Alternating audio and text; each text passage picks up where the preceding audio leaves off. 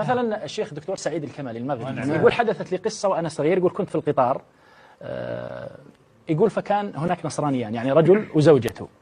يقول فبدأوا يتكلموا معي: جلابتك المغربية حلوة، من أجل التبسط، وهذا ذكاء. دائما الإنسان إذا جوز الرسالة اجعل الناس تحبك، اجعل لك رصيد، اجعل لك ما يفتح القلب. يقول فلما قالوا الجلابة ودخلوا علي من هذا، بعدين قال لي: واضح يعني أنت شاب كذا مثقف وكذا، إيش رأيك تقرأ هذا الكتاب؟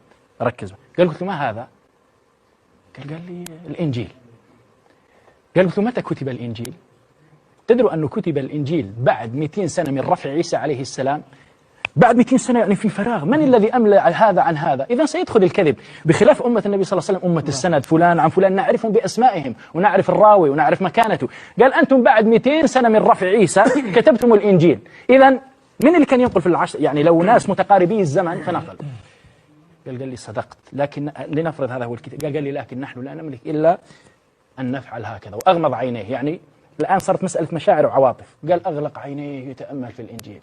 قلت له: يا سبحان الله، الآن زدتني يقينا أنه هذا باطل والقرآن حق. كيف؟ قلت له: أنت ضممته وأغمضت عينيك، أما القرآن يقول يتدبرون، يبصرون، يعقلون، يتأمل. يعني القرآن يدعوك للتأمل، للتبصر، للقراءة، لأن تفتح عينيك وتفتح عقلك وقلبك لتعرف ما فيه. أما أن تغمض عينيك لأنك صارت مسألة مشاعر فقط، لا تقم به عقلا ويقينا. أما أنا فأفتح وأقول: شوف هذه الآية، إيش تفسيرها يا إبراهيم، إيش تفسيرها؟